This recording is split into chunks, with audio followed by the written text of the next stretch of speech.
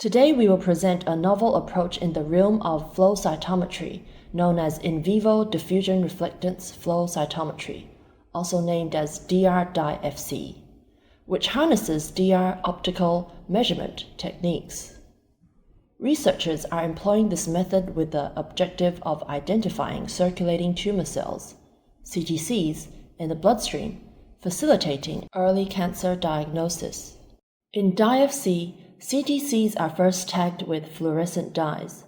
Subsequently, an artery is directly illuminated with a laser, while detectors are utilized to capture the fluorescent signals emitted, allowing for the quantification of CTCs. As the cell suspension flows through the flow cytometer, the cell suspension exiting the small nozzle is guided toward the center by the hydrodynamic forces of the sheath fluid. This leads to the formation of a narrow stream, enabling cells to pass through the laser beam individually. When cells or particles traverse a light beam, they induce light scattering, which is then detected as forward scatter, Fs, or side scatter, Ss.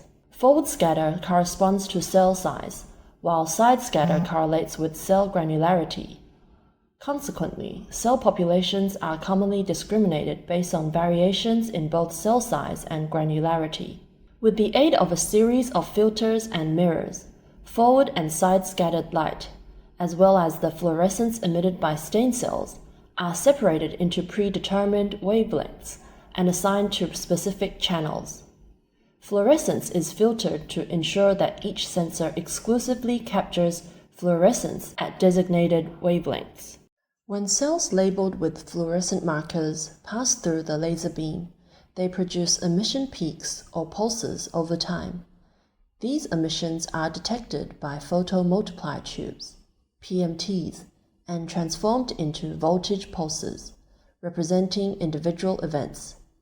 The flow cytometer quantifies both the total pulse height and area, establishing a direct correlation between the recorded voltage pulses and the fluorescence intensity of each event. Nonetheless, DFC measurements may be substantially impacted by background noise, predominantly arising from the spontaneous fluorescence, AF, of adjacent tissues. We have generated signal-to-noise ratio distribution maps for 4 distinct measurement types at a specific position within the medium, y equals 0 mm plane. In the illustrations, detectors are denoted by blue arrows, while the light source is depicted by red arrows. Hence, researchers have integrated an optical measurement technique known as dual ratio, DR, with DFC, aiming to diminish noise and extend its depth of penetration. Now, what precisely is dual ratio? In most diffusion optical measurements, a solitary light source and a single detector are utilized to capture optical signals, often positioned on the surface of tissues. Each measurement taken with one light source and one detector is termed an SD measurement. Earlier DFC studies have also explored these measurement types, with researchers introducing a DFC measurement approach based on combinations of SD measurements. The DR-DFC system employs 2 laser sources and 2 detectors meticulously positioned in space. Theoretically, by merging signals from both detectors, noise can be effectively eliminated, and the DR method can be employed to reduce the impact of spontaneous fluorescence originating from the surface of the measurement medium, such as the skin.